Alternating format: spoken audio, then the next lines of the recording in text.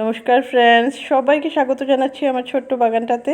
এটা আমি ছাদের উপরে আমার ছোট্ট একটা কর্নারকে বাগানে পরিণত করেছি। তো আজকে এটাই থাকছে আমার ভিডিওতে।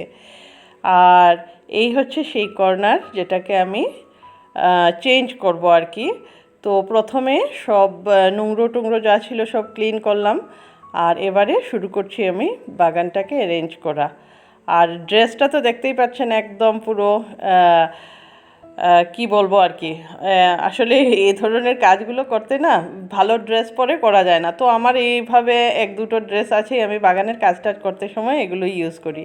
তো এই যে টেবিলটা দেখছেন, এটা হচ্ছে অনেক পুরনো, মানে পুরনো বলতে আমার বিয়ের ড্রেসিং টেবিল। এটা ভেঙে একদম হয়ে গেছিলো, তো ওটাকেই পেন্ট করে এখানে কাজে লাগাচ্ছি আর কি। আর এই যে র্যাক বা স্ট্যান্ড যাই হোক, এটাও নিজেই বানিয়েছি।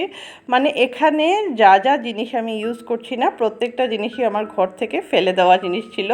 ওগুলোকেই আমি আবার থেকে মানে সেন্ট করে একটু অন্যরকমভাবে সাজিয়ে টাজিয়ে এখানে ইউজ করছি। আর এটা হচ্ছে একটা থার্মোকলের কিছু একটা ফ্যানের সাথে দিয়েছিল আর কি। আর এটা হচ্ছে এটাকে কি বলে, পাতিলাও।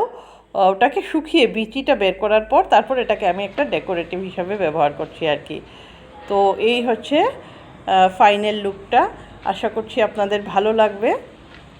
তো দেখার জন্য সবাইকে অসংখ্য ধন্যবাদ।